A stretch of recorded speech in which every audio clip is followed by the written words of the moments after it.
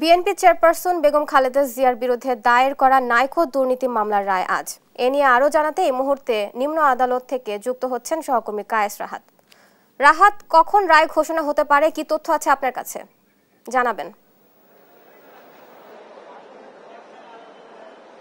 ধন্যবাদ বুবলি। যেমনটি জানেন যে আজকে নাইকো দুর্নীতি মামলা সেটি কিন্তু রায় হওয়ার কথা রয়েছে। যে দুর্নীতি মামলায় সাবেক প্রধানমন্ত্রী বেগম খালেদা জিয়া সহ 8 জনের বিরুদ্ধে একটি অভিযোগ রয়েছে, সেই অভিযোগের ভিত্তিতে আজকে রায় হওয়ার কথা রয়েছে। তবে এখন পর্যন্ত রায় কখন হবে একদম সেভাবে কিন্তু সঠিকভাবে জানানো হয়নি।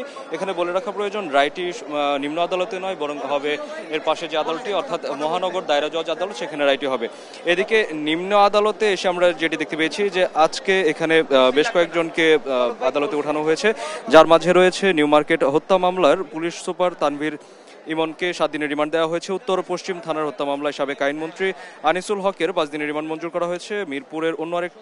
মিরপুর থানার অন্য আরেকটি হত্যা মামলায় সাবেক শিল্প প্রতিমন্ত্রী কামাল আহমেদ মজুমদারকে 5 দিনের রিমান্ড মঞ্জুর করা হয়েছে এবং পল্টন মডেল থানার আরেকটি হত্যা মামলায় সাবেক পার্বত্য চট্টগ্রাম বিষয়ক প্রতিমন্ত্রী দীপক তালুকদারকে 7 দিনের রিমান্ড দিয়েছে আদালত।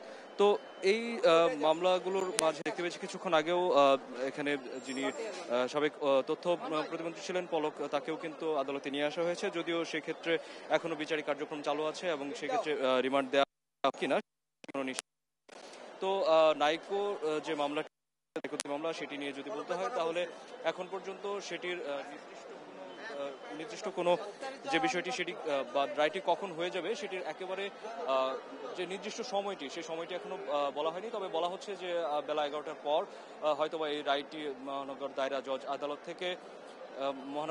জজ আদালত থেকে এটি ঘোষণা দিতে পারে এবং রায়টি জানানোর পর আমরা জানিয়ে দেব যে এখানে তার এই রায়ের প্রেক্ষিতে কি দেওয়া হয়েছে, সেখানে কি ঘোষণা করা হয়েছে। তো সিএমএম কোর্ট থেকে এই ছিল আমার কাছে সর্বশেষ।